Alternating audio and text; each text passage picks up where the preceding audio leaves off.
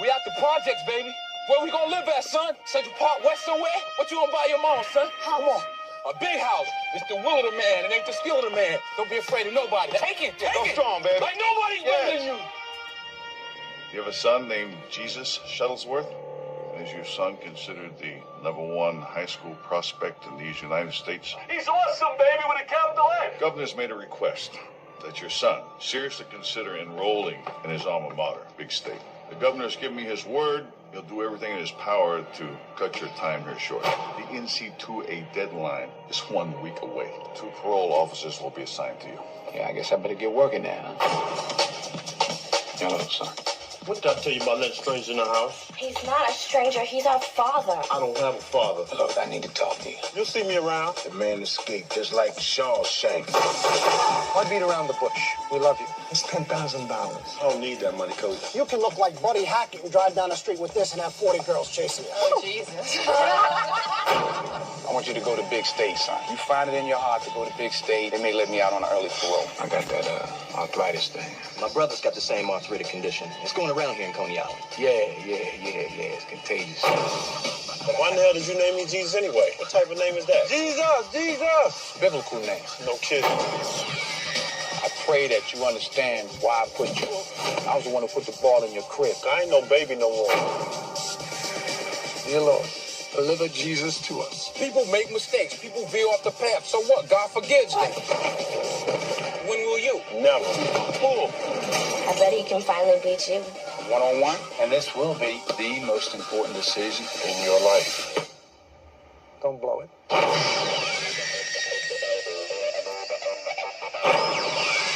So He Got Game is about a man played by Denzel Washington who's serving life in prison for the accidental murder of his wife, and his relationship with his son, Jesus, played by Ray Allen from the NBA, who is the #1 ranked basketball player in the country, high school basketball player in the country. Jake's given one more chance to shorten his prison term when the governor and the warden take a special interest in Jesus' fate. If Jake can convince his son to sign with his hometown school, the powers that may revisit his prison sentence. The catch: Jake has not seen Jesus since the murder, and Jesus wants nothing to do with the man he no longer calls his father. And there was this kind of period between '92's Malcolm X and this movie where Lee was putting out lesser fare. Certainly nothing necessarily bad, but definitely lacking compared to some of his other movies like Crooklyn, Clockers, Girl 6. They weren't bad movies, but they never lived to the full potential of Lee's early works. And Get on the Bus saw Lee return to form, but that seemed more aimed at a more specific audience than movies like Do the Right Thing and Malcolm X. Great movie, but it was made for a very specific crowd. With this movie, it's him back in full form that gave the form that gave him the success that he had early on in his career. This is a really good movie. I mean, first of all, Denzel Washington. I've said it before, he's our greatest actor. You know, you put him in a movie and already you're on the right path. And once again, he's giving a really solid performance. For an acting debut for Ray Allen, he's playing it pretty well here. Like, even people like Rosario Dawson, Milla Jovovich, John Turturro, Hill Harper among the cast.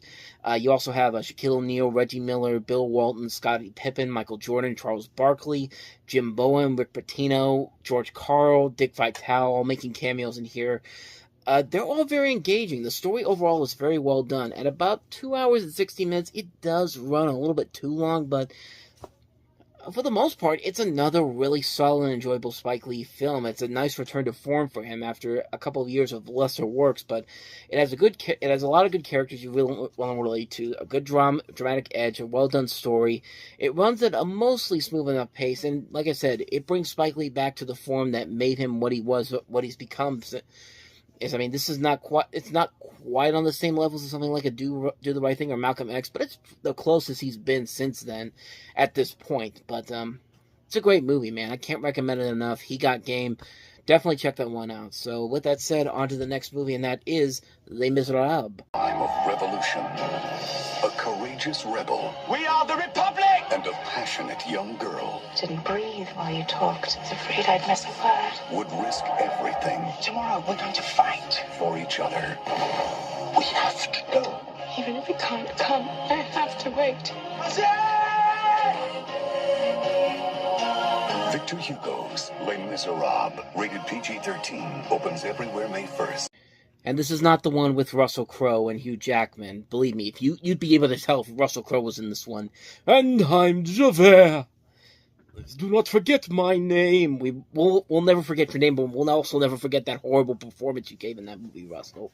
But this is a completely different version, for the most part. This is one of the many adaptations of Victor Hugo's novel of the same name. This one is directed by Billy August and features Liam Neeson, Jeffrey Rush, Uma Thurman, and Claire Danes. And as in the original novel, it follows the adult life of John Valjean, played by Neeson here, who's an ex-convict pursued by Police Inspector Javert, played by Jeffrey Rush. And you've seen the story before. If you saw the 2012 one, you pretty much saw this particular version. There are some changes made here, such as the names of secondary characters and places to make them more readily understood by an English-speaking audience. Many details of the plot are faithfully reproduced, including the trial of Eris and the death of Gavroche.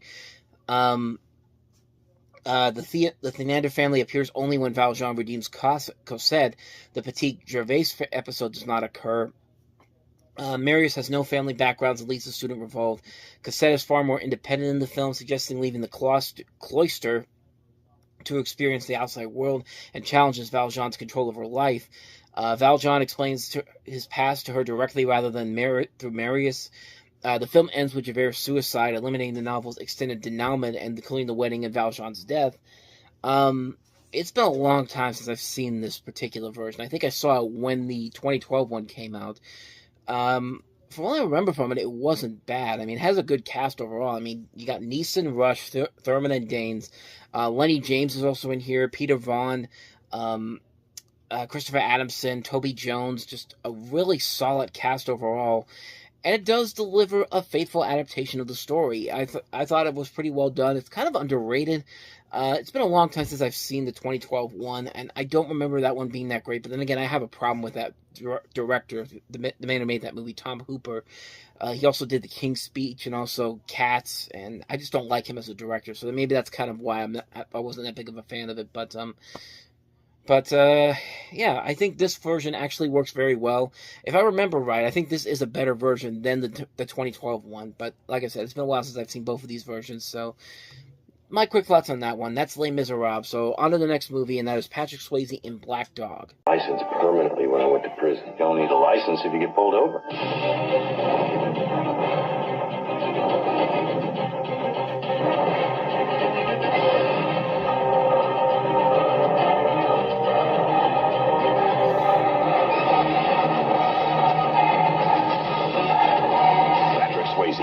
A film by the director of Passenger 57, Black Dog, rated PG-13. Starts Friday at theaters everywhere. Patrick Swayze was way too old to be making a movie like this. And it's funny because originally this was supposed to be Kevin Sorbo who was supposed to star in this. He actually got around $3 million to star in this movie, and it was supposed to shoot during his hiatus with Hercules. And Patrick Swayze eventually took it over about 2 months after Sorbo was supposed to start shooting in it. And the plot of this is basically, it tells the story of a trucker and an ex-con who was manipulated into transporting illegal arms. And like I said, man, Patrick Swayze, I think, is a little bit too old to be playing this role in this movie. I think somebody like Kevin Sorbo probably would have made this a little bit better. Not by that much, because the movie itself is not really all that spectacular. It does have the honor of being one of those last action road movies to actually use practical effects, which I did not think that was the case, but seeing what came after this, I'm kind of surprised by that. But they do look nice. But other than that, though, that's pretty much all you could say about the movie that's kind of positive. Nothing else about the movie really stands out or anything like that. It's something we've seen done over and over again. It's been done so much better in other movies, and past or present, and it just doesn't work. And you really can't buy into it because of the fact that Patrick Swayze being cast in there. And like I said, I think he's a little bit too old to be starring in films like this. So I mean, that's probably why I don't like it as much as some people do, even though I don't know if a lot of people do like it. It has cult status to it, but other than that, though, I don't think a lot of people really saw this movie and thought it was great. I mean, it's a film that kind of came and went, honestly, when you think about it. But, yeah, that's pretty much all I remember about Black Dog. So let's go ahead and move on to the next movie we have here. Dancer, Texas, Population 81. I had no idea that little arrow could go so far below the E. Dancer, Texas. Population 81. So this is directed by Tim McCandless, who later gained more attention the following year by writing The Iron Giant. But this is a film that he directed as well, and it's basically set around the fictional town of Dancer, Brewster County, Texas, where only 81 people live in this town, and following their high school graduation, these 4 guys wrestle with the decisions to leave for Los Angeles. And the 4 guys include Breckin Meyer, Peter Facinelli, Eddie Mills, and Ethan Embry. You also have Ashley Johnson, Patricia Wettig, Eddie Jones, Alexander Holden, Sean Weatherly. It's a film that's very reminiscent of something like The Last Picture Show, the Peter Bogdanovich movie with Jeff Bridges and Sybil Shepherd. Great movie, and Texasville is actually a pretty good sequel that came after that. And I feel like that's what Tim McCandless was trying to do with this movie, and I think he did a pretty good job with it. It's a very underrated little gem. Not a lot of people really talk about it all that much, but it's a surprisingly effective film, and it works because the chemistry between the 4 friends works so well. Breckin Meyer, Peter Facinelli, Eddie Mills, Ethan Embry, I think they work off each other very well here, and they create a very good storyline that you really want to get invested into. Like I said, it doesn't have as much attention as something like The Last Picture Show did, but it's definitely something that's worth checking out. A very underrated gem. If you can find it out there, definitely check it out. You will not be disappointed by it. So with that said, on to the next movie, and that is Still Breathing. Brendan Fraser, Joanna Going, Ann Magnuson, Toby Huss, Angus McFadden, Lou Rawls, and Academy Award winner Celeste Holm. Sometimes your dream woman is truly the woman of your dreams. Still breathing. So you have this con artist played by Joanna Going in Hollywood, and puppeteer Fletcher McBracken, played by Brendan Fraser, in San Antonio, who have the same dream, which links them to each other. And he travels to LA to find her, but at first she resists him. It goes back and forth between Los Angeles and San Antonio and San Marcos. You see the cast in there: Brendan Fraser, Joanna Going, Ann Magnuson, Angus McFadden, Toby Huss, Lou Rawls. I've never seen the film, so I don't really know if it's any good or not, but Brendan Fraser is a good actor, and I think he's proved it in many other movies, so I mean, I would be surprised if this ends up being good. That's pretty much all I can really say about this one. So let's go ahead and move on to the next film, Stephen Fry in Wild. Stephen Fry, Jude Law, Vanessa Redgrave, Jennifer Ely, Gemma Jones, Judy Parfitt, Michael Sheen, Tom Wilkinson, and Zoe Wanamaker.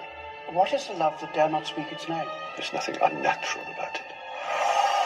Wild. The story of Oscar Wilde, genius poet, playwright, the first modern man. Of course, Stephen Fry plays Oscar Wilde here, and the self-realization of his homosexuality causes Wilde enormous torment as he juggles marriage, fatherhood, responsibility with his obsessed love, Lord Alfred Douglas, nicknamed Bosie. After legal action instigated by Bosie's father, the enraged Marquis of Queensberry, Wilde refuses to flee the country and was sentenced to 2 years of hard labor by the courts of an intolerant Victorian society. That's pretty much all I know about this movie. I've never seen it before. The director of this is not the best director. Even though Tom and Viv wasn't a bad movie, it's got a good cast to it. Stephen Fry, Jude Law, Vanessa Redgrave, Tom Wilkinson. I mean, can't go wrong with those people there. But that's pretty much all I know about this movie. So anyway, on to the next film, Shooting Fish. Like pictures. What's he doing here? Was it Scouts tonight? Comes a comedy about 2 con men. Brilliant. Who were hard to beat, but an easy target for love. Shooting Fish. So you have Dan Futterman and Stuart Townsend as these con artists. One is a charming American who runs for some characters in the States, and the other is an English techno nerd. And during one of their scams selling a voice recognition computer, they hired this woman played by Kate Beckinsale as a secretary for the job. And the romantic triangle begins to appear, and she's not a secretary but a student, and her marriage with this rich person is upcoming. It's really all I know about this one because I have not seen this one. But early promo for Kate Beckinsale, Stuart Townsend, Dan Futterman's also in here as well. Peter Capaldi from Doctor Who as well. That's pretty much all I got for you on that one. I haven't seen this one, so I can't say if it's any good or not. But let's go ahead and wrap it up here. Let's wrap it up with the last one we have here, Go Now. Stole his in. Leave him. I don't want to leave him. Gramercy Pictures proudly presents I love you. Don't want you to leave. Go Now. A film that was originally made in 1995 as a TV movie, but after the Full Monty success, why not put one of the stars in there? Robert Carlyle, also coming off of Trainspotting, too. He plays an MS-afflicted construction worker and soccer player living in Bristol with his girlfriend and struggling with the onset of multiple sclerosis. Directed by Michael Winterbottom, has Sophia Okonedo from Aeon Flux.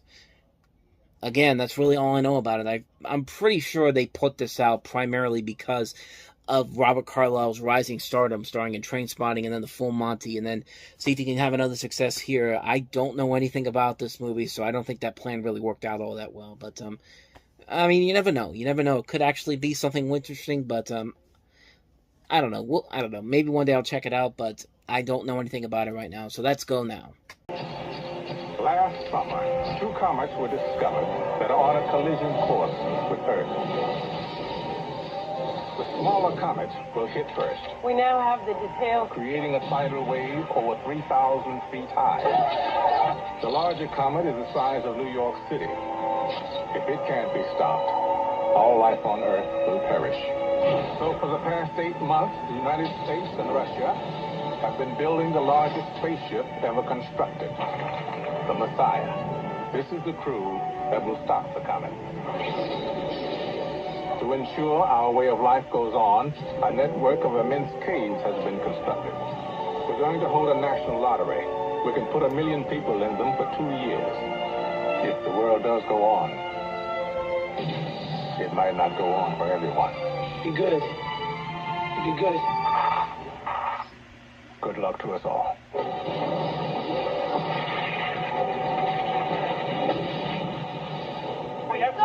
The big one's coming up fast. You're gonna die if you stay here. We need the arming codes for the nukes. No! Come on! Let's go!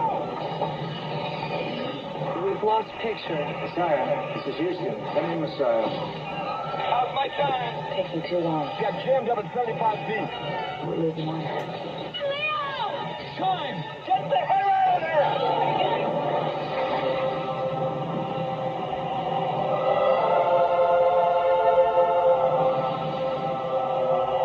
I want you to take the baby. I'm not taking the baby! Daddy.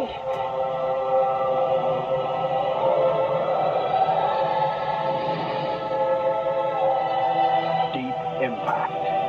Rated PG-13. Starts Friday, May 8th in theaters everywhere.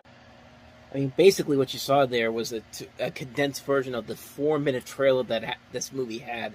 Like, I had no idea this movie had a 4-minute trailer, but I remember seeing the trailer for that on the Entertainment Weekly Insider Studio Screenings video that they used to have back in the 90s. And I had no idea that was a 4-minute trailer, but that was basically a condensed version of that trailer.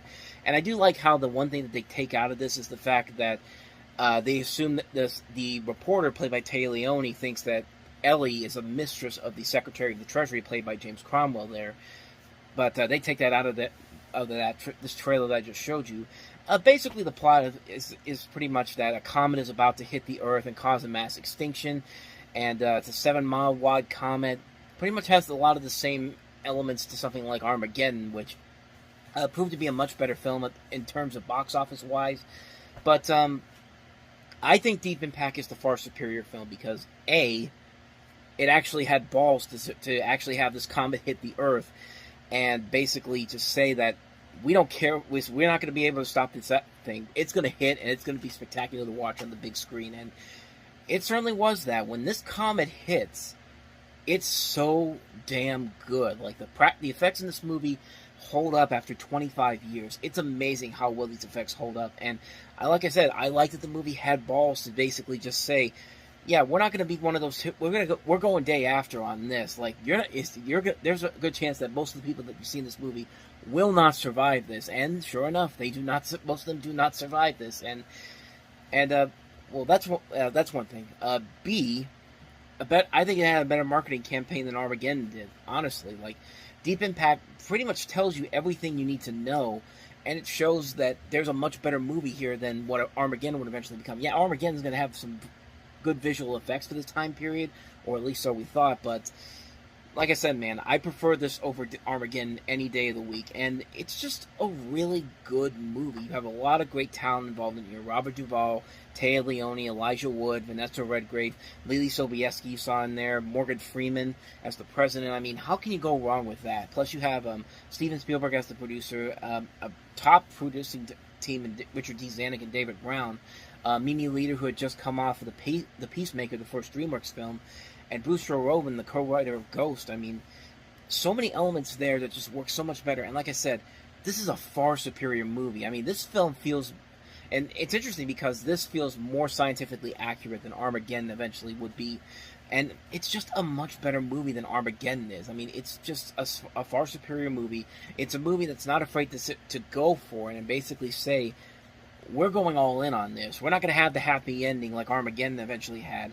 No, we're going to show you the total chaos and destruction of what this comic can do. I mean, like I said, it takes you back to something like The Day After, and also something like Testament, which came out around the same time, was also released by Paramount. Plus, you have that great score by James Horner. James Horner is one of our great underrated composers. Rest in peace. Just great score here, and just great visuals. I really love this movie a lot. This is definitely the far superior Asteroid movie of 1998. It's not even close. Like, this film was at least trying and succeeded for the most part. It's not a winner all around, and that trailer, granted, does show you, the extended trailer I was talking about, it does show you a little bit too much of the plot, but in the end, it just works out in the end. It's just the end result is a much better film, a film that isn't afraid to go there, and it just delivers a very good movie that should be seen. And it would have been cool to see this on a big screen. I would have liked to see what this Comet Impact would have looked like on a big theater screen, but then again, now that I think about it, this is 1998, and back then the theater screens were not as huge as they are now. Like, we didn't have, although we did have IMAX releases back. We did have IMAX back then, but then again, IMAX wasn't really used for like blockbusters like this as it is now. I think the first one that actually used IMAX, I could be wrong on this, but don't quote me on this. I think it was either Harry Potter or The Lord of the Rings. It was one of those two movies, but like I said, don't quote me on that. But we're still a few years away from IMAX blockbusters, but this would have been really cool to see on an IMAX screen. I would have been very interested to see what that would have been like. But like I said, Deep Impact, great movie. Definitely the better Asteroid movie to come out in 1998, hands down. Definitely check it out. So, with that said, on to the next movie. Jada Pinkett Smith and Tommy Davidson in Woo. I need someone who's impulsive. Her name is Woo. Who? She'll burn you. Put my fire out. She'll soak you. You don't want to dance? Leave a message. And she'll leave you begging for more. You didn't have to hit him. Yes, I did. No. Jada Pinkett Smith You didn't. is Woo. Rated R. I mean, I guess Woo succeeded in making Jada Pinkett look as hot as she's ever been. I mean, she's really good looking in this movie. That's the best thing I could probably say about the movie. She plays Darlene Bates, a.k.a. Darlene Woo Bates, and I think you can kind of figure out what the Woo means in her name, but she's been dumped a little bit too many times. Now this femme fatale doesn't let just any man swing with her, and when she set up on a blind date with Tommy Davidson's character, it could be love if they don't kill each other first. And you also have Foxy Brown, LL Cool J, Dwayne Martin involved in with the cameos in here. This is directed by the same person that had two movies come out in '98, this and Madeline, but she also directed Party Girl, the movie with Parker Posey in it. And like I said, man, I think the only really thing that really stands out about this is to showcase how attractive Jada Pinkett Smith is in this movie. And I mean, she really is good looking. They succeeded in that part here. The movie itself just really doesn't have a whole lot there to really give it that spark that it needs. I mean, it's a kind of mediocre storyline. It doesn't really have a whole lot there that makes it anything unique or anything engaging. I guess the one thing that it has going for it is that you do buy into the chemistry between Smith and Davidson, but yeah, other than that, though, it's a mostly forgettable movie. It's a film that just kind of comes and goes. You don't really remember too much about it. You see it once, it's just kind of like, whatever, man. It's just like, you see it, you never think about it afterwards, and that's kind of what happened with me. But, yeah. So that's Woo, and now on to the next movie. Critics are raving about. For everyone who loves Little Women, everything about this movie is first rate. Two boys from the street learn what it means to be a family in Louisa May Alcott's Little Men, now available on video. Well, I would certainly hope you've seen Little Women before you saw this, because this is literally the sequel to Little Women. Sort of. It's a loose sequel to the '94 movie Little Women, and it's written by the same person who wrote Little Women, Louisa May Alcott. And this one is Little Men, of course. This centers around in 1871, where you have this guy named John Brooke, who meets a homeless youth named Nate Blake in Boston. He sends him to his sister-in-law, Jo, played by Mariel Hemingway, who runs Plumfield School for Boys, and her husband Fritz, played by Chris Sarandon. Later, Nat's friend Dan comes to Plumfield. Joe and Fritz allow him to stay, thus he soon proves to be a troublemaker. It's basically just Little Women, except instead of women, it's little boys. Like, it's really not that different compared to Little Women, and it's not really that much of an engaging storyline. Like, in Little Women, you got behind the characters in that movie, and you got behind their relationship and their stories that they were dealing with. Not just with the 94 version, but also the 2019 one, the Greta Gerwig one. But here, it just feels like they had to make a sequel because there's a sequel to this, and the first movie was so successful. And like I said, it's basically a loose sequel. I don't think they really tie anything to the original film pretty much. But, I mean, it's a largely forgettable movie. If you just watch the 2019 film or watch the 1994 movie, avoid this one by all means. It's not really that great of a movie to begin with. So, yeah. So anyway, that is Little Men. So let's go ahead and move on to the last movie we have here, Artemisia. Old true story of one woman's passion that changed the face of history.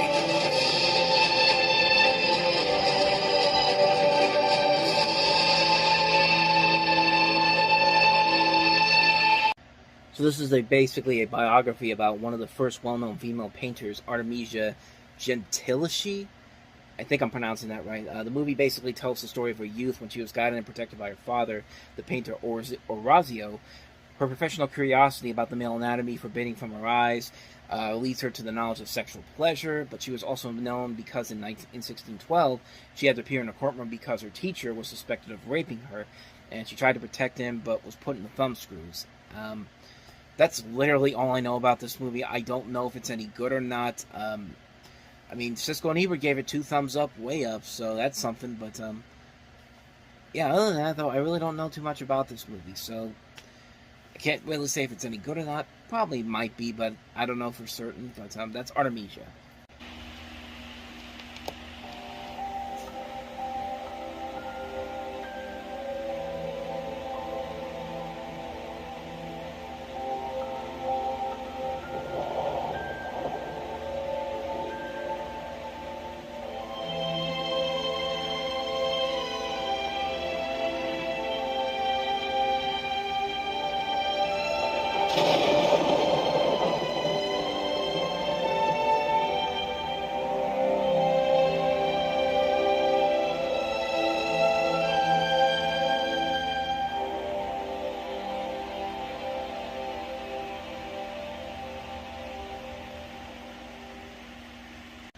Riveting.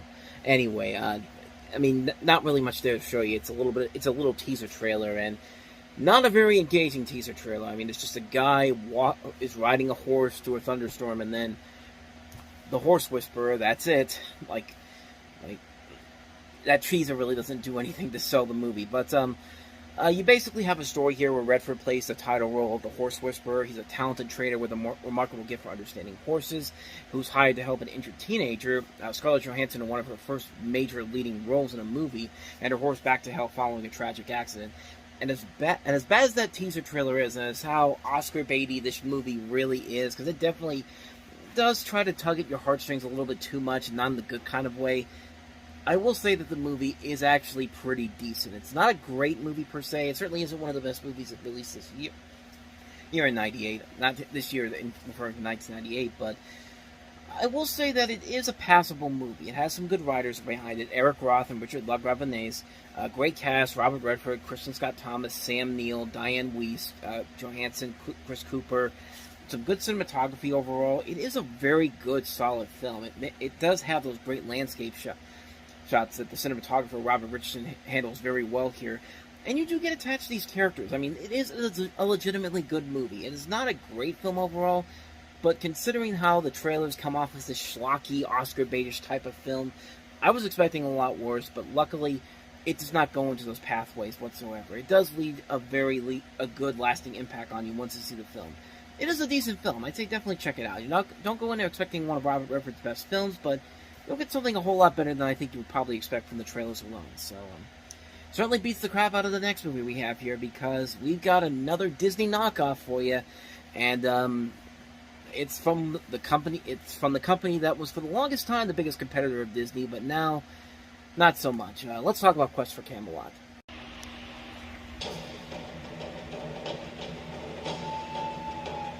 Journey back to a land filled with mystery and magic. A time of bravery and adventure. Next summer, Warner Brothers Family Entertainment presents Quest for Camelot. Attack! It's taken Excalibur! Where is the soul? In a place of untold danger. We're not going in there, are we? The story of a girl who dreams of becoming a knight. Fly on my father's wings to places I have never been. A brave hero who will join her. Excalibur is missing. We're going after it. A magical dragon with 2 points of view. I'm Devon, and this growth on my neck is Cornwall. Oh, what I could be if there was only me. Oh, what I'd do if I didn't have you. And the evil knight. You are going to lead me to Excalibur. Who will stop at nothing to destroy all that is good and just. Next stop, Camelot! Featuring songs by Academy Award winner Carol Bayer Sager and Grammy winner David Foster.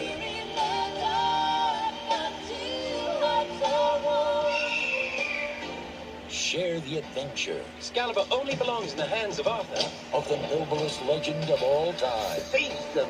Reaching for the sky, I stand alone. Mayday! Mayday! Turbulence! Camelot. Quest for Camelot. When we get to Camelot, we'll be kissed by the world's most beautiful women. Right. We'll have to beat them off with a stick. Yeah, as much as Anastasia was a Disney knockoff and directly straight up tells you it's a Disney knockoff, it was still a good Disney knockoff. This is an example of a bad Disney knockoff. I mean, and I'm not even showing you the full trailer that was in theaters, because let me tell you something, that trailer in theaters is worse. I can't show it on here for copyright reasons, obviously, but mostly because it has the songs in there. But I'll tell you that trailer, that screams out Disney knockoff. Like, it's trying to be so hard to be Disney. Like, it's amazing that Warner Brothers put so much effort into promoting this and not do anything with Cat Still Dance or The Iron Giant, and instead put all their marketing towards this movie here. It's no wonder why you would think why the studio did not work as well as they wanted to. I mean, this is a film that was actually the first feature film for Warner Brothers Animation Department in the feature film industry. It was going to have under this new regime they had, Bill Croyer, who directed Ferngully, was going to direct it. And then, as the film went into production, they delayed it because they had animators come in to help finish Space Jam, which supposedly Corey Coleman, who did some work on Space Jam, may have done some work on this. Maybe not. I don't know. There's conflicting stories about that. If you listen to the old Spill reviews, especially for Underdog, because the director of Underdog directed this movie, Frederick Du Chow. But you've seen this story done before, much better in Disney movies. It's basically this obvious Belle look-alike. I mean, seriously, she's designed like Belle, and she wants to become a knight, and she has to go find the Sword of Excalibur because it's been stolen by this villain played by Gary Oldman, and she comes across these various characters: a blind guy played by Carrie Elways, the blind love interest, a two-headed dragon played by Eric Idle and Don Rickles, because we're just hitting all the bullseyes here. Here's some more. In fact, here's some more comic side characters. Here's another character played by Jaleel White. The Griffin in this movie is played by Bronson Pinchot from Perfect Strangers. Why? No reason. No rhyme or reason. Great cast. Jessalyn Gilsick. You've seen her on Heroes and Glee. Carrie Elways, Gary Oldman, Eric Idle, Don Rickles, Jaleel White, Jane Seymour, Pierce Brosnan, Gabriel Byrne, John Gielgud. I mean, some great music by Brian White, Celine Dion, Steve Perry. I mean, if there's one thing I could say about this movie, the soundtrack is shockingly good. Like, the song "The Prayer" is from this movie. Now, I had no idea that came from this movie, and that song "Reaching for the Sky I Stand Alone" surprisingly is not that bad. I mean, it seems like the effort was put in with the music rather than the actual movie here. But this was a major misfire on so many levels. Like, the movie would have been fine if you had a good story, and you really do not like any of these characters. Like, the main character of the movie, Kaylee, is kind of like the equivalent of the Terran from the Black Cauldron, except Terran from the Black Cauldron was at least trying to do something. Here, it's like they've written. She's basically a Belle knockoff, and not a really good Belle knockoff.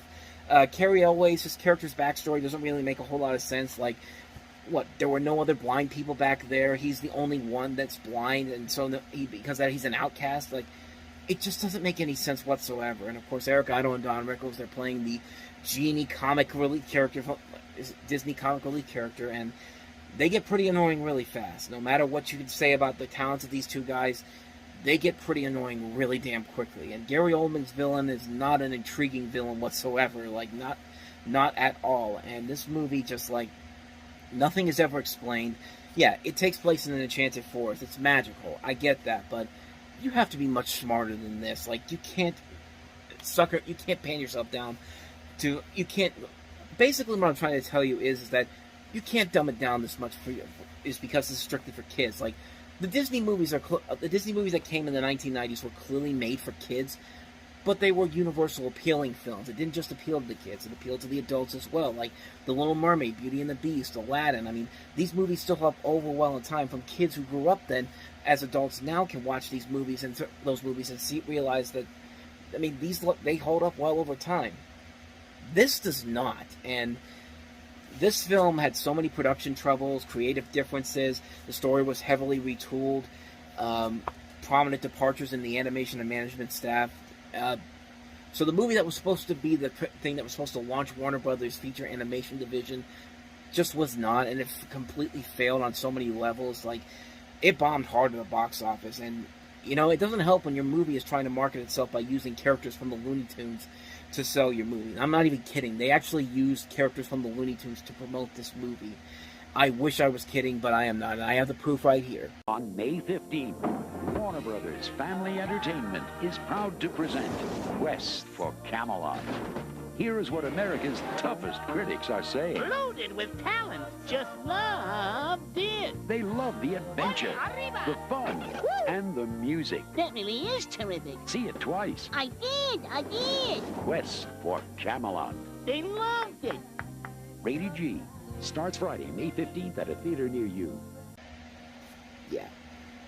That actually happened. And you could say anything you want about the really terrible Looney Tunes projects that the studio has done, where they've kind of gone against everything that made the Looney Tunes so special, but to me, that is the absolute worst one. Like, it doesn't even, like, they don't even bother to actually, they just took clips from older cartoons, put new voices on there to try to sell the movie, and, like, that to me is the absolute worst. It's the absolute worst one thing I've ever seen with the Looney Tunes attached to it. And trust me, that's saying a lot compared to everything that they've done, these characters have been used for. But yeah, I digress. This movie is just terrible. It's a really bad movie. Just, it fails on so many levels, and it was yet another black hole for the Warner Brothers feature animation division. And luckily the next movie turned out to be a great film. Unfortunately, nobody went to go see it.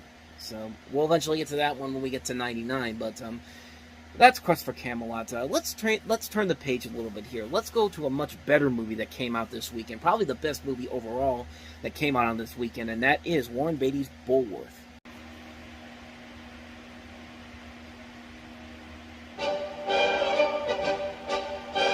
By March 1996, Bob Dole and President Clinton had locked up their party's presidential nominations.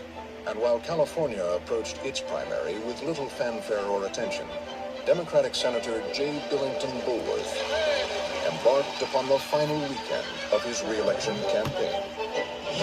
You promised us federal funding to rebuild our community. What happened? Well, you haven't really contributed any money to my campaign, have you? Are you saying that the Democratic Party don't care about the African-American community? Isn't that obvious? I mean, you know, put down that malt liquor and chicken wings and get behind somebody other than a running back who stabs his wife, you're never going to get rid of somebody like me.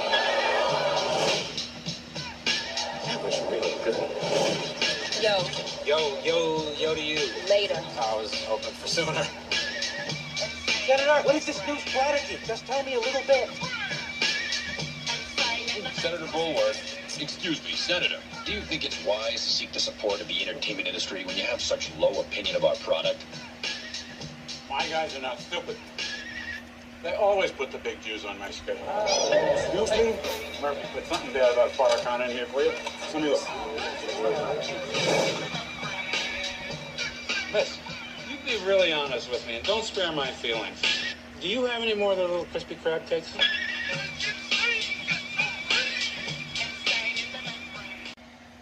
I mean, what more can you say about it? I mean, that trailer, I think, does a good job of telling you what you're in for. And God, do I love this movie. Warren Beatty plays Senator Jay Bulworth. He's facing speculation-induced financial ruin, so he puts out a contract on his own life in order to collect a large new insurance policy for his family.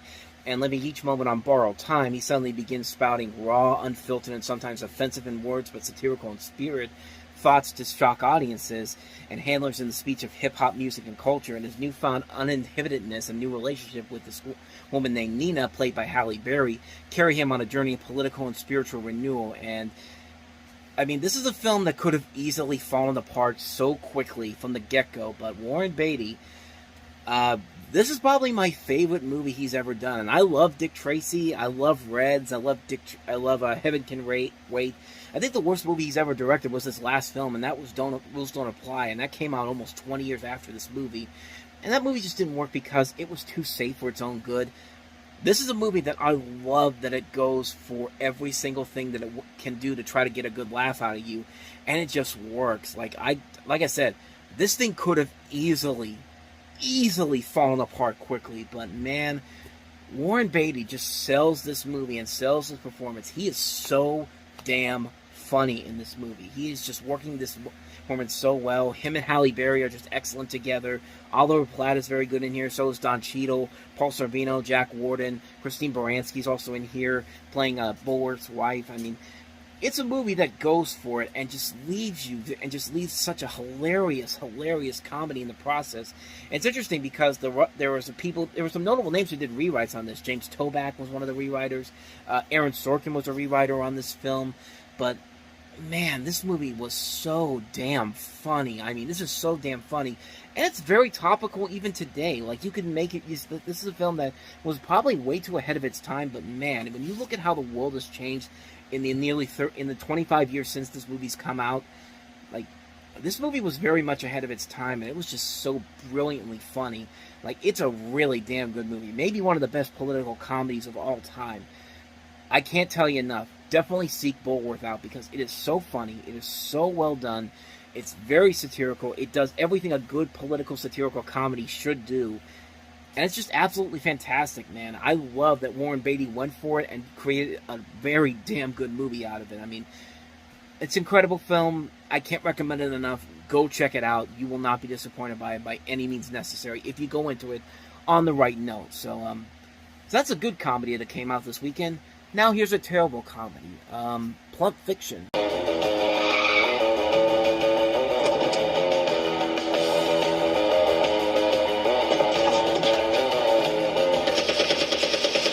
Guys, does this seem familiar to anybody? It's not Pulp Fiction. It's not Reservoir Dogs. It's not Natural Born Killers. You got that? It's Pulp Fiction. Believe me, I'm doing yourself a favor by turning it off right there because it only gets worse from there. I mean, this...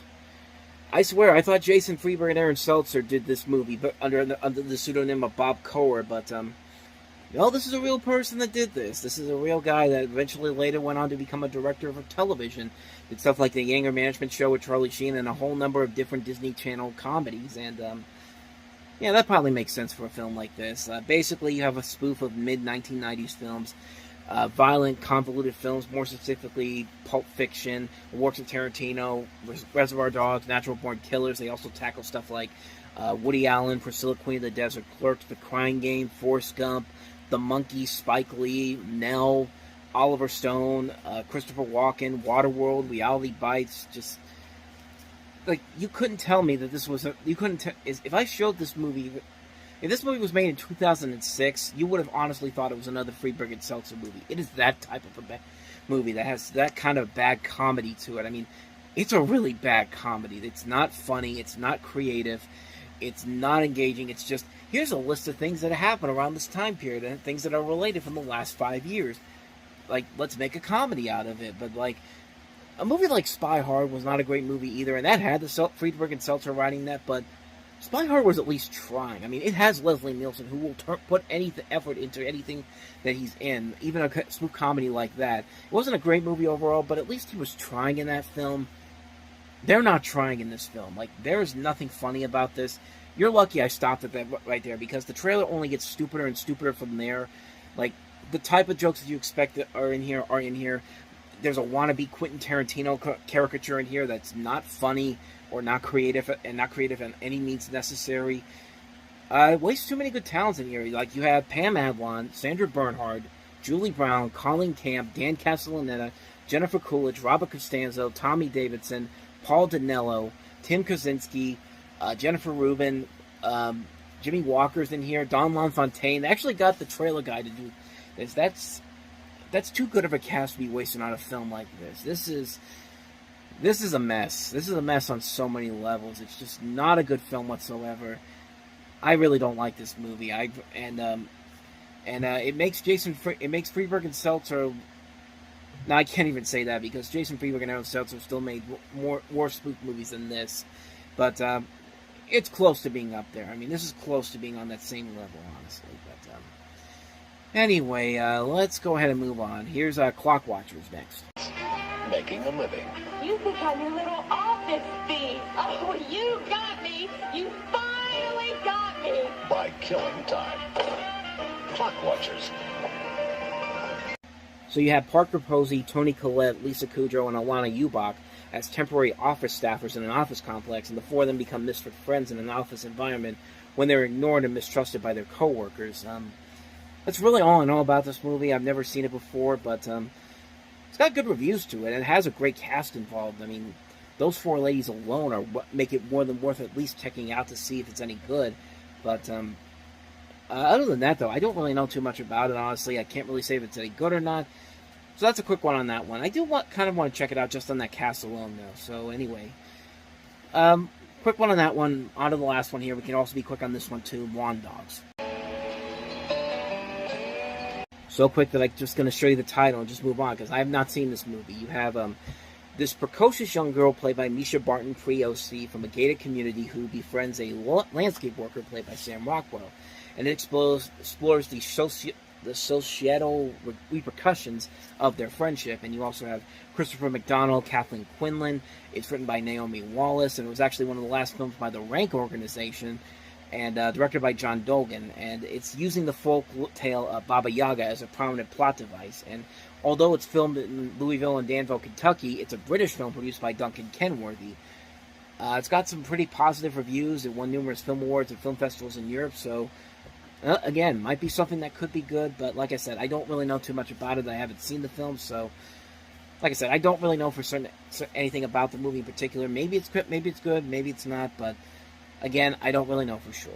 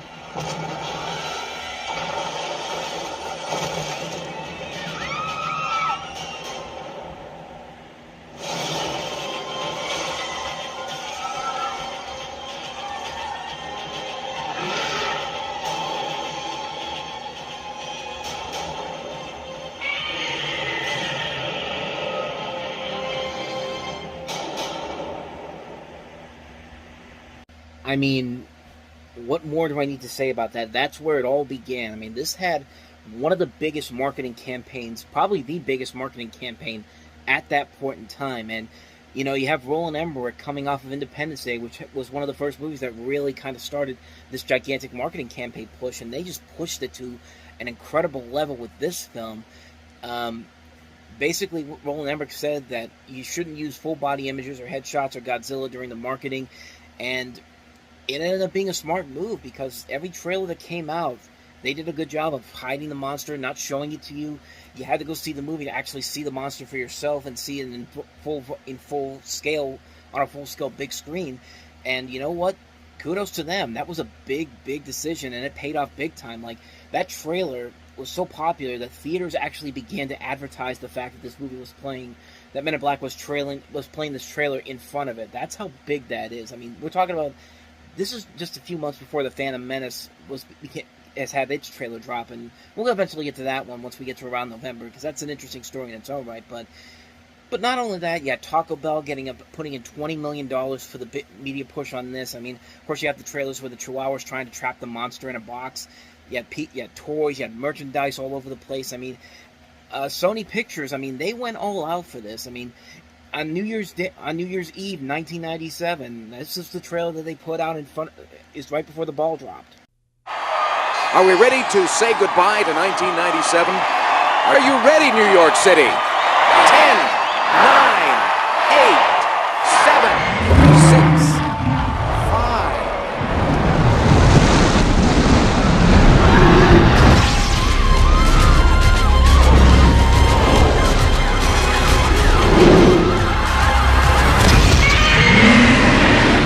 (1998), the year of Godzilla.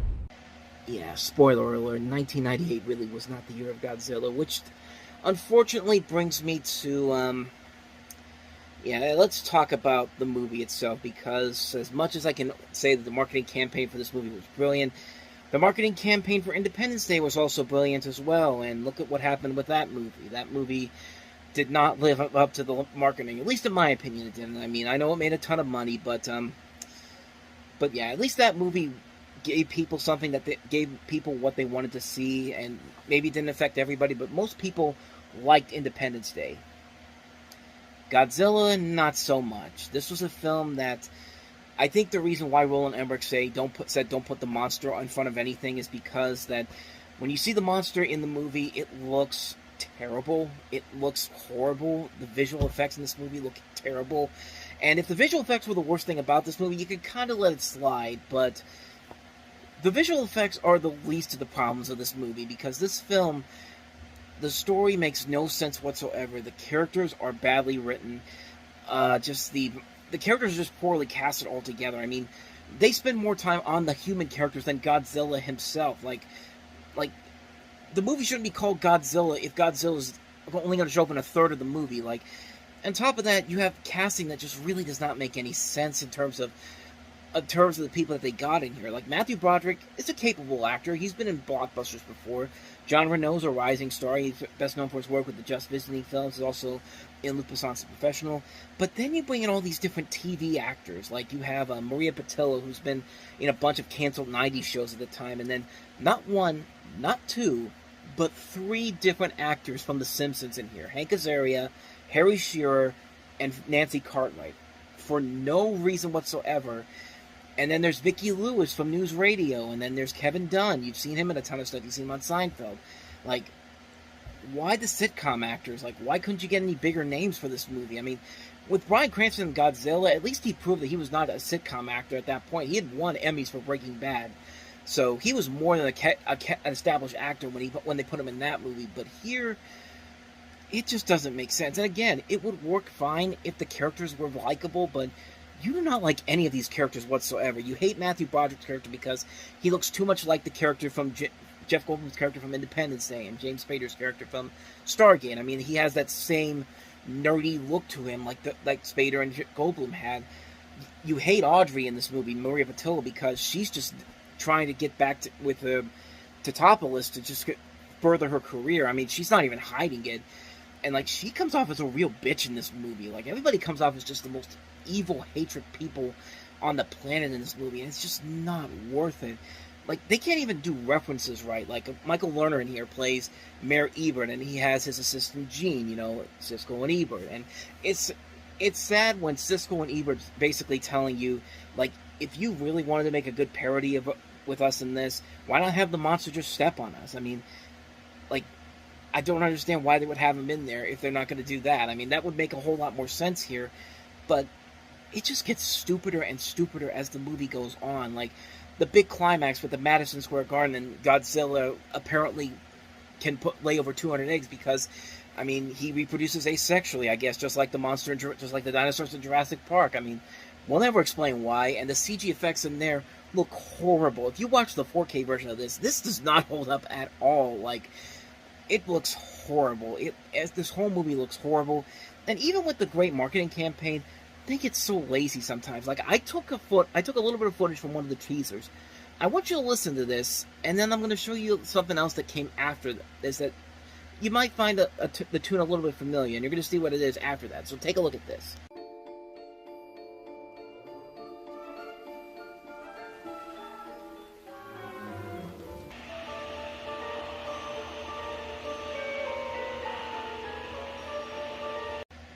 Because when I think of Godzilla, I think Home Alone, and, like, they didn't even try to hide it. Like, they're literally not even trying to hide the fact that they are taking the first few notes of the Home Alone theme. I mean, it's like that clip Vanilla Ice did when he was talking about the differences between his song Ice Ice Baby and Under Pressure, and, like, it's like they implied that to this thinking here. Like, if we change the notes around here, it'll be completely different, and nope.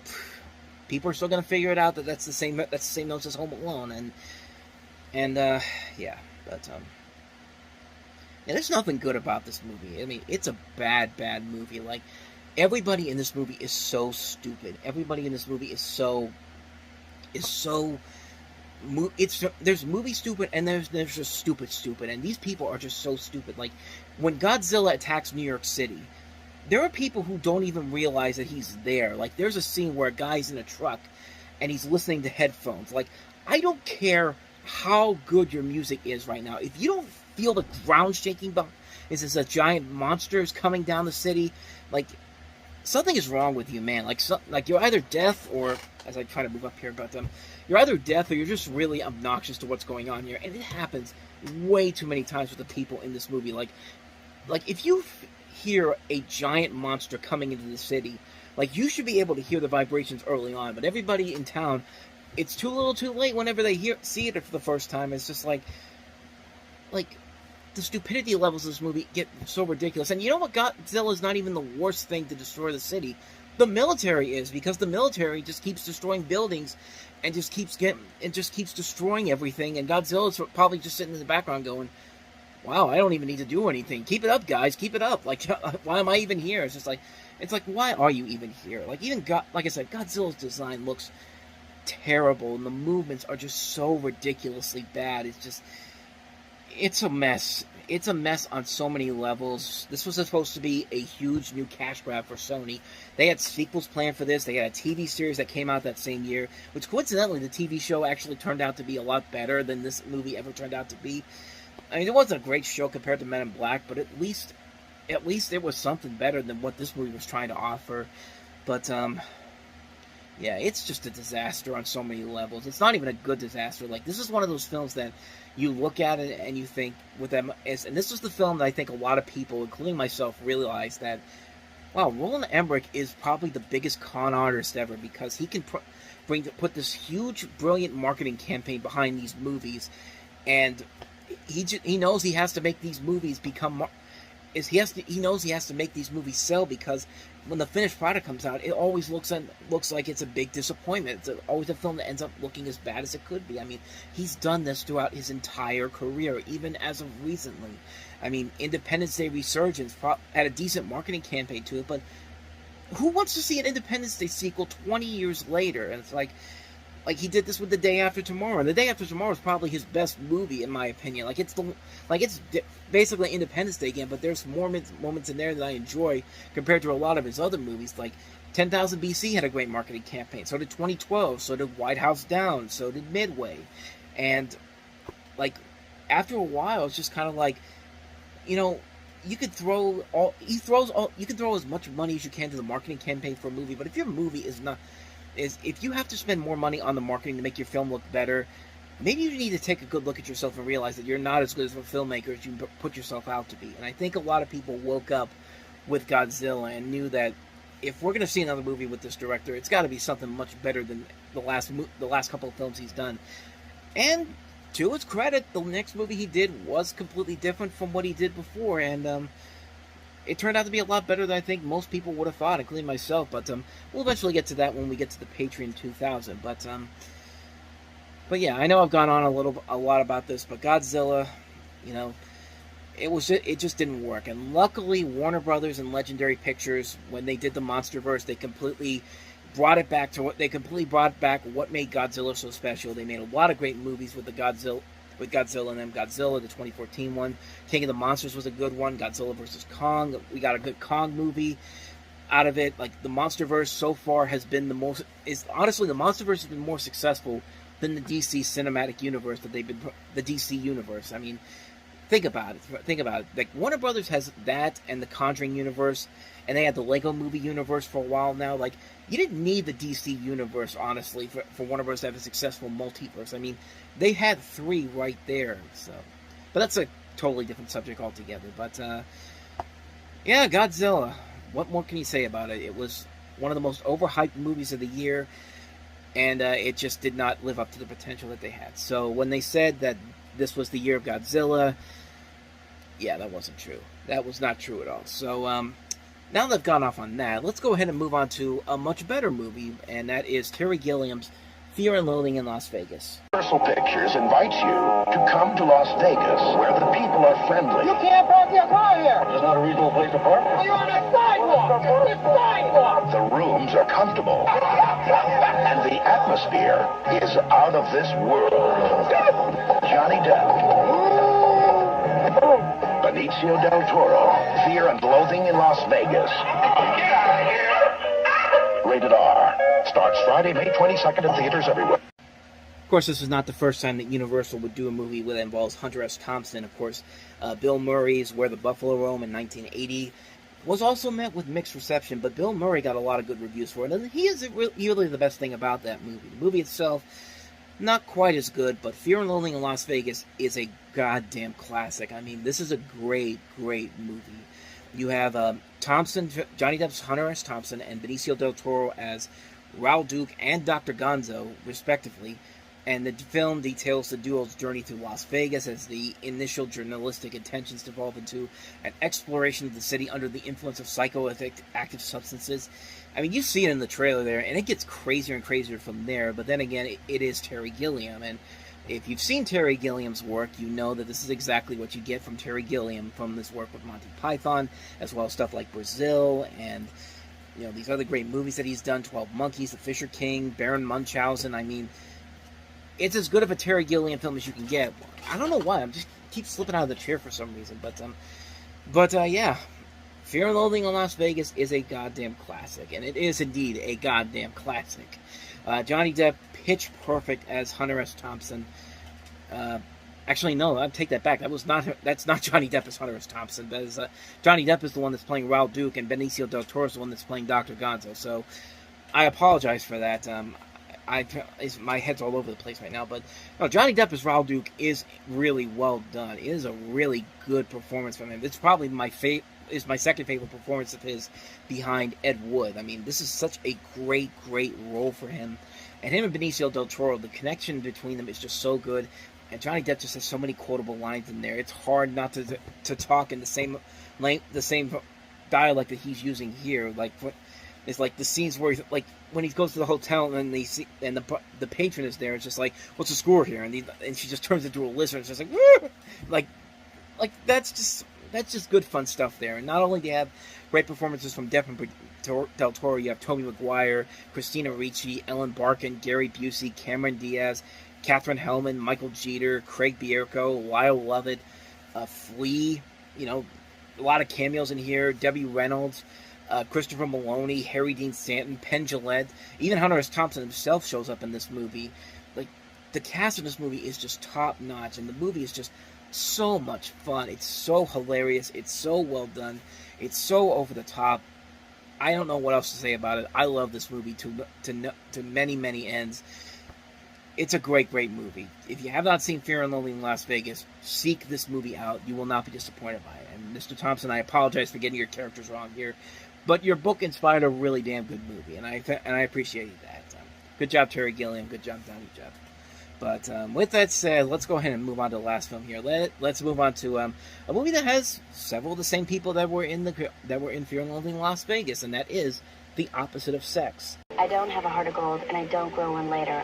Everything was going great until she showed up. I knew you were trouble. Where's the money?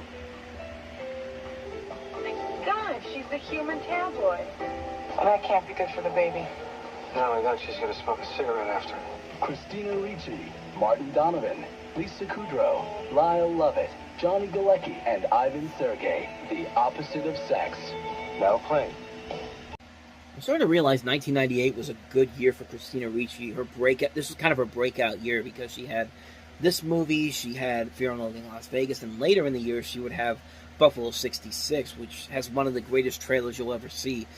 And in this movie, she plays a 16-year-old Louisiana girl who moves in with her homosexual half-brother and immediately starts coming on to her sexual partner, finally forcing him into an affair in which she becomes pregnant, and the whole affair blows into a scandal exposing her schoolteacher, brother, and the true parent of the child is called into question as it revealed that there had been a series of lovers. So it's a very heavy-driven storyline. I mean, it takes a story that's filled with a lot of dark elements here and makes a lighthearted comedy out of it, and a good, fun, lighthearted comedy. I mean, it's a breakout role for Christina Ricci, like I said, but you have great performances by Ivan Sergey, Martin Donovan, Lisa Kudrow, Lyle Lovett, Johnny Galecki is in here, Dan Bukatinsky, Leslie Grossman. I mean, just a really solid cast here, and its director, Don Roos, is a pretty decent filmmaker. I mean, he did write stuff like Single White Female, and it's not a whole lot of memorable stuff in terms of his early works, but he did write Marley and Me, and he also wrote stuff like Happy Endings and The Other Woman, not the Cameron Diaz one, the one that came 5 years prior to that,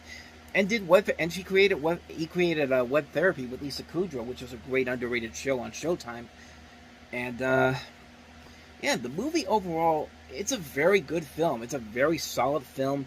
That really, the strongest thing about the movie is Christina Ricci, who I think really is the best thing about the movie. I mean, like I said, this was her breakout year, and this is one of those films that just makes you realize that, okay, she's not just Wednesday Addams, she's not just that girl from Casper. I mean, this is an actress that is really damn good, and she's really going to become one of those great actresses that we're going to be watching over the next couple of years. And while not quite as where we expected it to be, but she still is a pretty damn good actress even after all these years, and I really do like her in this movie a lot.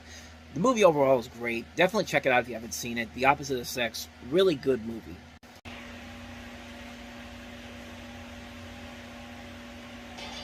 Come on out, Bertie.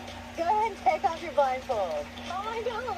Connie is your best friend, and she told us that she loves you very much. I love you too. The last thing that she wants to do is to hurt you in any way. Huh, Bertie? Billy and I are having an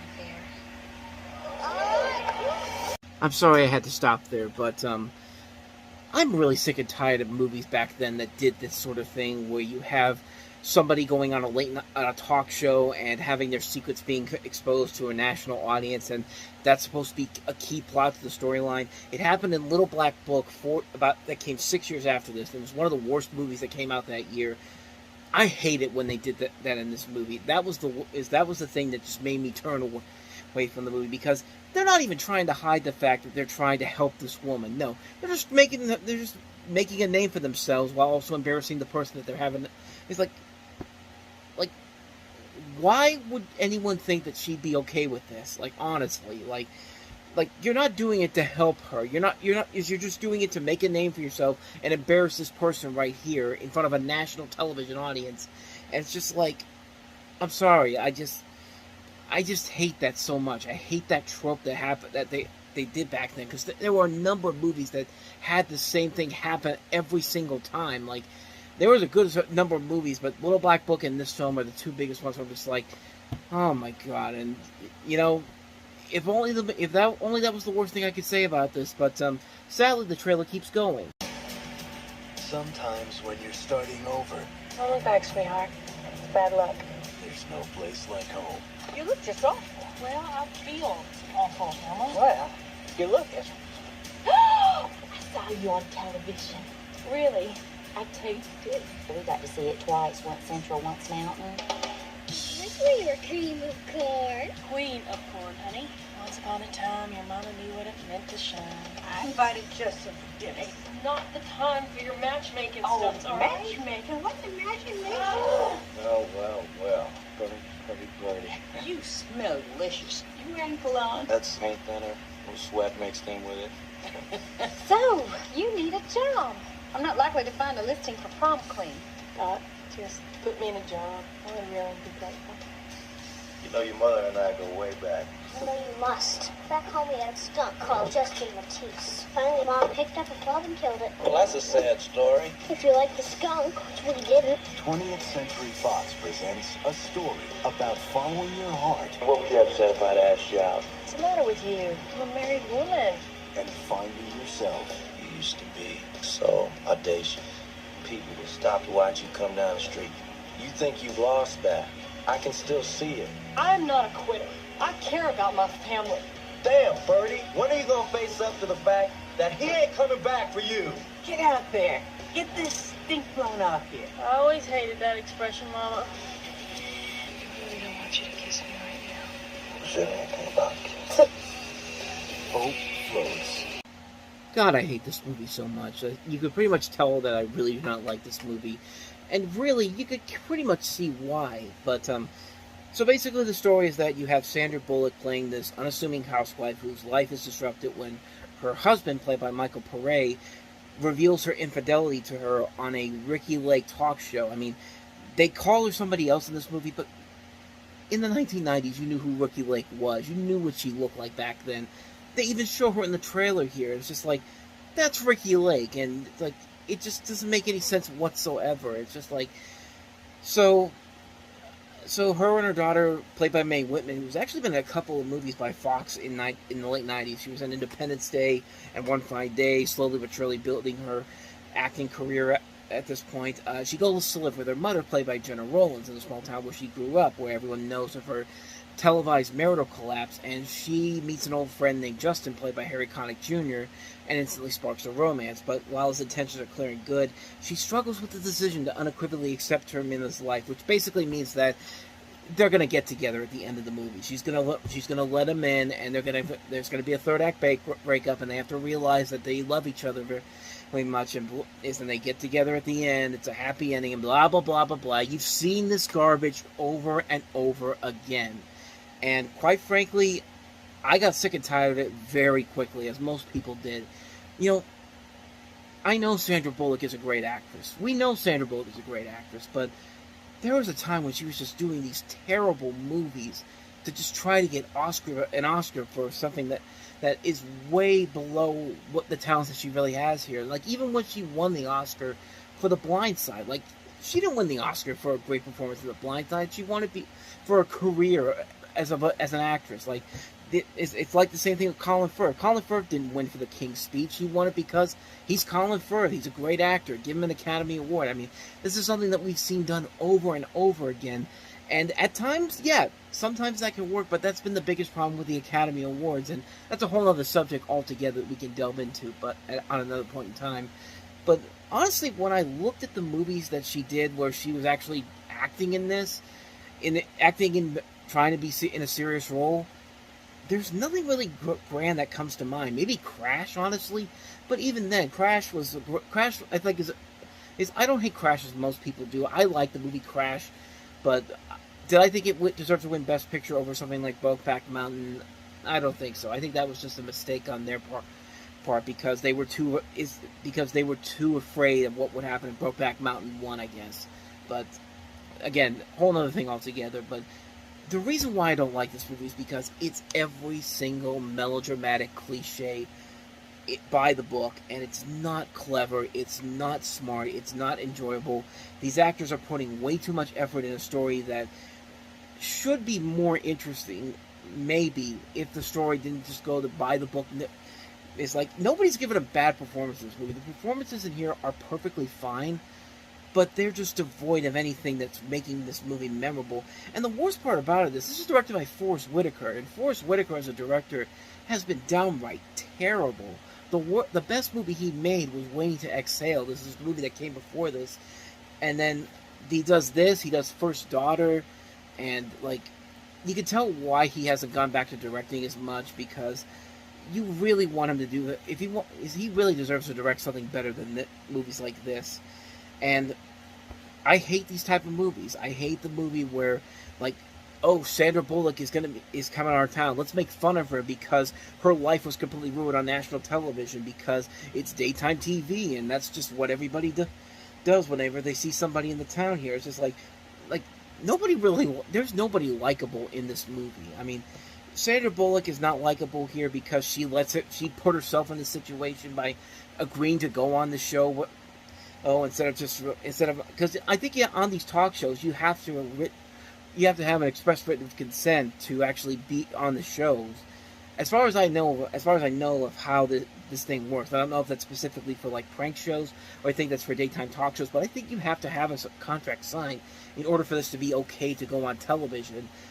But yeah, nobody in this movie is likable at all. I never got into any of these relationships because they're just not interesting. They're not anything spectacular. They're not in any way, shape, or form fun to watch. And like, even for a chick flick, this is one of the laziest chick flicks I have ever seen.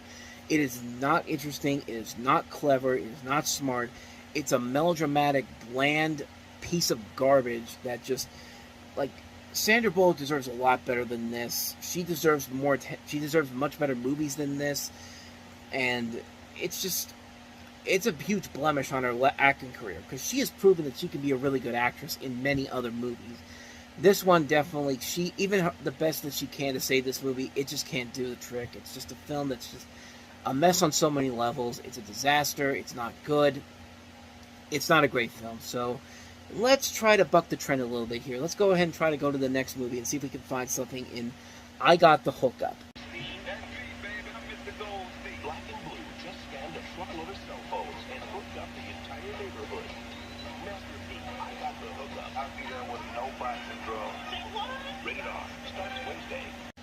Okay, maybe not really with this film, but at least they put more effort into it than Hope Floats, I can say that much.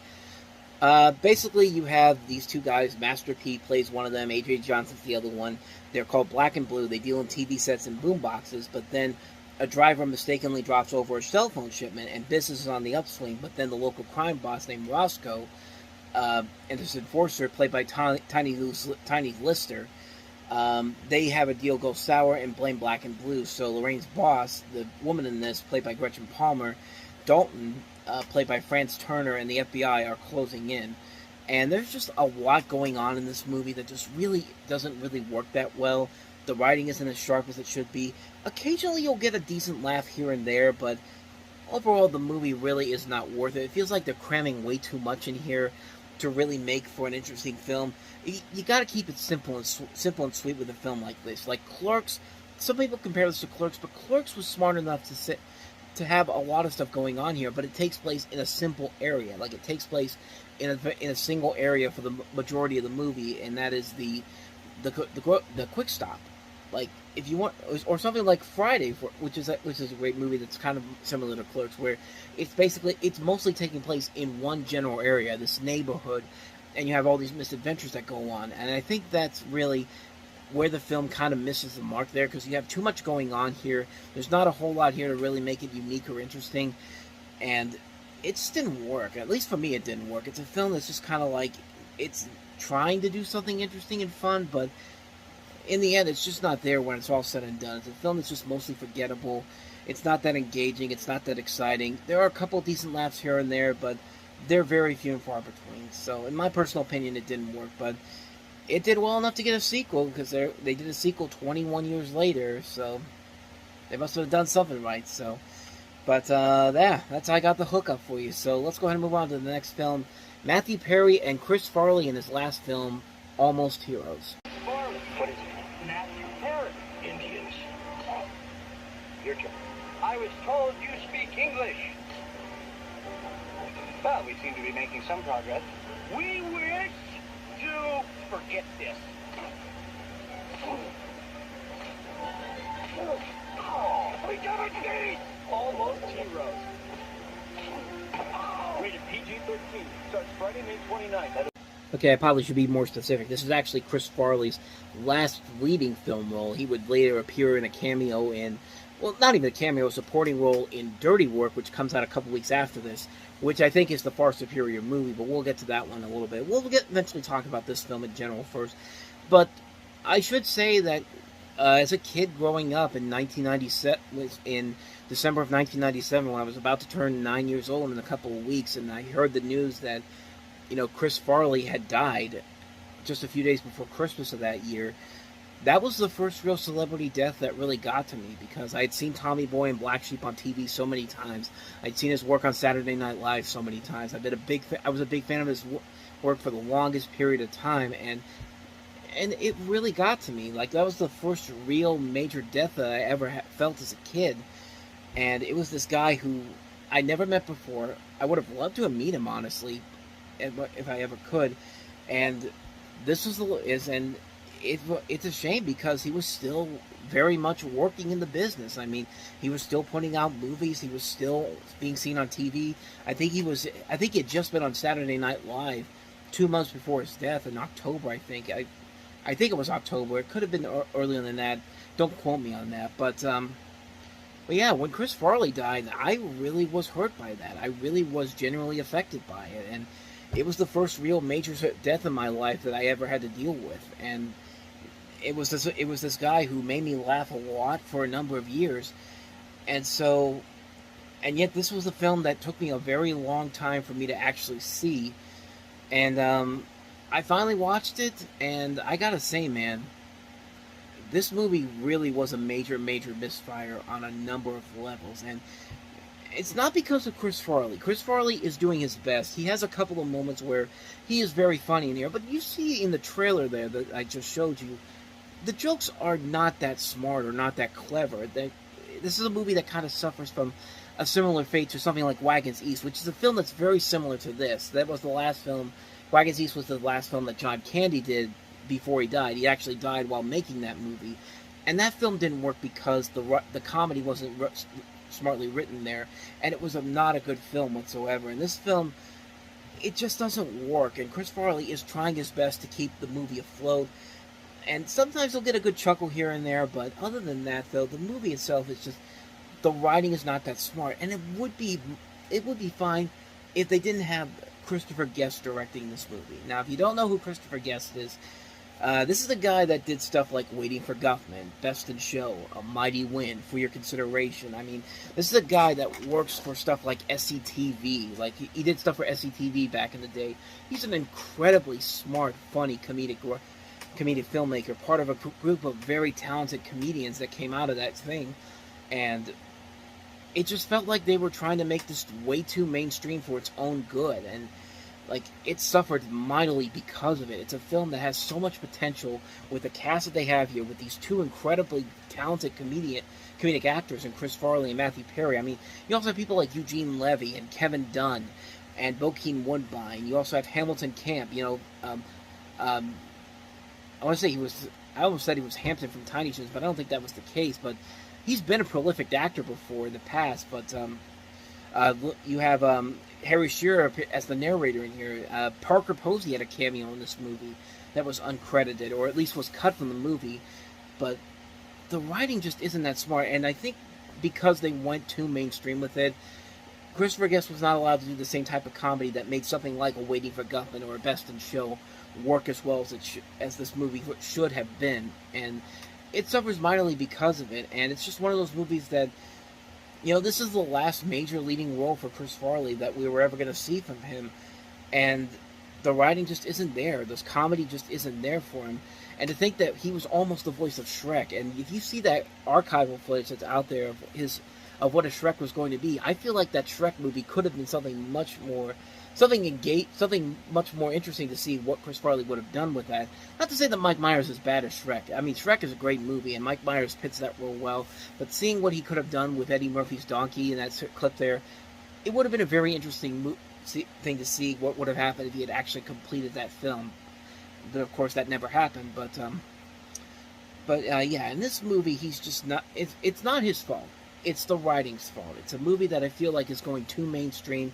It's trying to appeal to a much broader audience than these people that somebody like Christopher Guest should be involved in. And it's just not funny. I tried to get some good laughs out of this, and I got one or two chuckles here or there, but never anything that made me laugh out loud, like something like Tommy Boy does, or Black Sheep, or some of these early movies that Farley did.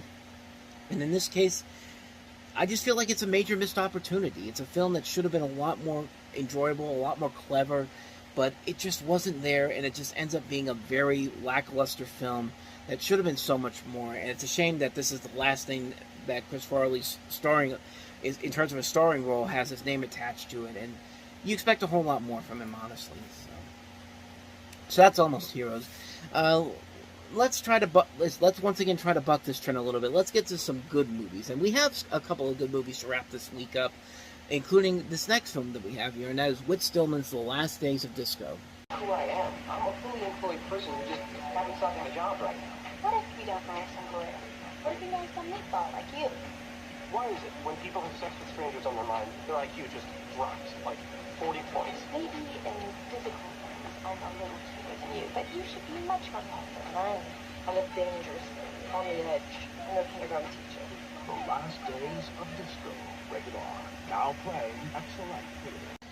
So The Last Days of Disco takes place in the very early 1980s, and you're basically following these people who are...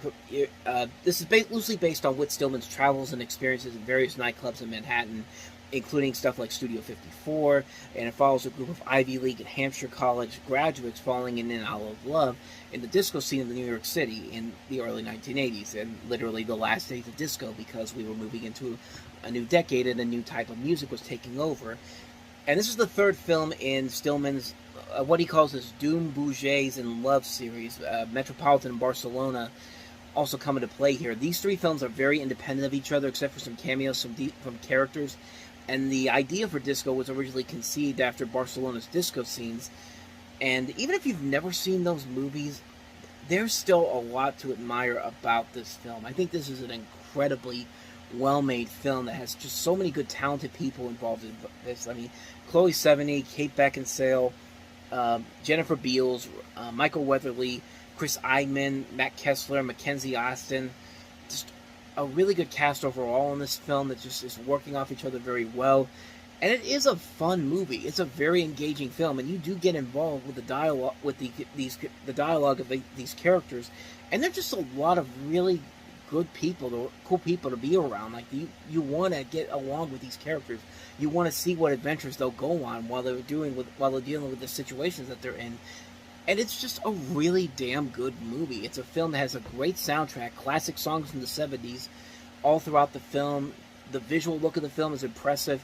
It's just an amazing, amazing film. It's a film that I was not really expecting a whole lot from, but once I went into it, and came out of it, I was just kind of like, wow, this movie's a lot smarter and a lot more clever than I thought it was going to be. I think it is a very good, solidly made film, and it's easily the best of the Studio 54 films that were coming out in this year, because we also had the 54 movie, which had Nev Campbell and Mike Myers in that one, which came out the same year and did not do very well, for obvious reasons, because the movie ended up not being all that great and felt like a film that was...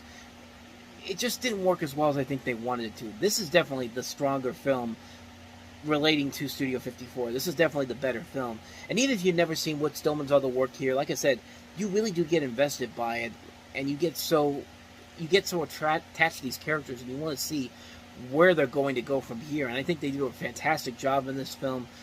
It's a great movie. I really definitely recommend checking this movie out. Last Days of Disco. Check it out. You will not be disappointed by it.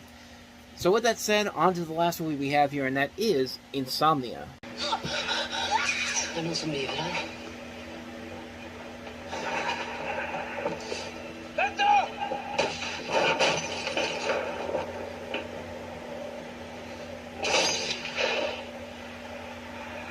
So this is the film that eventually inspired the 2002 Christopher Nolan movie Insomnia with Robin Williams and Al Pacino. And you basically have a story of a police detective investigating a murder in a town located above the Arctic Circle. The investigation goes horribly wrong when he mistakenly shoots his partner and subsequently attempts to cover it up. And the title of the film refers to his inability to sleep, the result of his guilt, represented by the relentless glare of the midnight sun. And you have Stellan Skarsgård playing the police officer in this movie, and the other guy is Sverre Usdo. And if you've seen Insomnia, you pretty much have seen this film. It's very much in that same line here, and this is a movie that just fits right into these type of movies that I love. These movies that takes place in the snow, this mystery aspect that takes place in the snow. Like The Girl with the Dragon Tattoo comes to mind. It's just something about snow, man. Like the snow, the winter feel just fits movies like this so well, and I just get so attached to them because of that fact. I think they do a very good job of handling that, and it's just a beautiful looking film to look at just on that level alone. And the remake is definitely better. The Christopher Nolan film is definitely the better film, but they did a fantastic job with this movie. It's just a great movie, man. It's a great mystery. It's a great modern-day noir film, and you just get so attached to the film visually because of the way the movie looks when you walk around these winter settings, and it's just such an amazing feel to the movie overall. And I really enjoyed this movie a lot. Like, even though I like the 2002 movie better, this is definitely a very good film to watch if you love mystery neo-noir thrillers that take place in the wintertime. This original Insomnia definitely does the trick for you. It's a very good film. Definitely check it out.